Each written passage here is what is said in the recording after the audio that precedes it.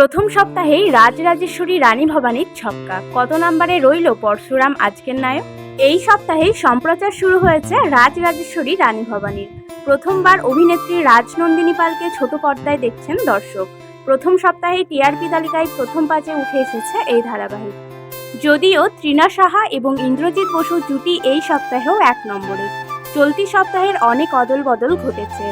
কোনো কাহিনী দর্শকদের প্রিয় তালিকায় উঠে এসেছে, কোনো ধারাবাহিক আবার ছিটকে গেছে। এই সপ্তাহের প্রথম স্থানে রয়েছে পরশুরাম আজকের নায়ক। তাদের প্রাপ্ত রেটিং হলো 7.5। ক্যামেরার সামনে এবং ক্যামেরার পিছনে অভিনেতাদের সমীকরণ একেবারেই পরিবারের মতো। খানিকটা তা আন্দাজ করা যায় ইনস্টাগ্রামে ভিডিও দেখলে।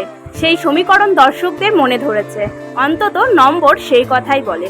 অন্যদিকে ফুলকি ধারাবাহিকেও এসেছে নতুন মোড়। ফুলকিকে একেবারে অন্য লুকে দেখেছে দর্শক। ধারাবাহিকে দেখানো হচ্ছে নায়িকার রাজ্যাভিষেক হচ্ছে। এই নতুন গল্প যে দর্শকদের ভালো লেগেছে তার প্রমাণ টিআরপির নম্বর। চলতি সপ্তাহে ফুলকি ধারাবাহিকের প্রাপ্ত নম্বর রয়েছে 7.1।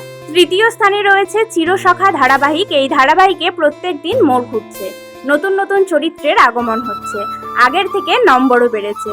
এই ধারাবাহিকের প্রাপ্ত রেটিং নম্বর রয়েছে 6.8।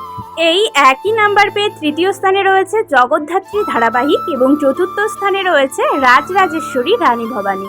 7ই জুলাই থেকে সম্প্রচার শুরু হয়েছে এই কাহিনীর।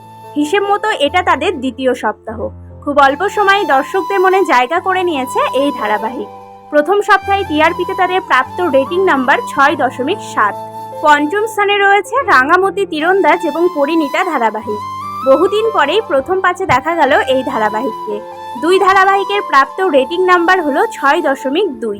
ভিডিওটা ভালো লাগলে একটা লাইক করে পাশে থাকা বেল আইকনটা প্রেস করে দেবেন, যাতে ভিডিও নোটিফিকেশন সবার আগে আপনার কাছে পৌঁছে যায়।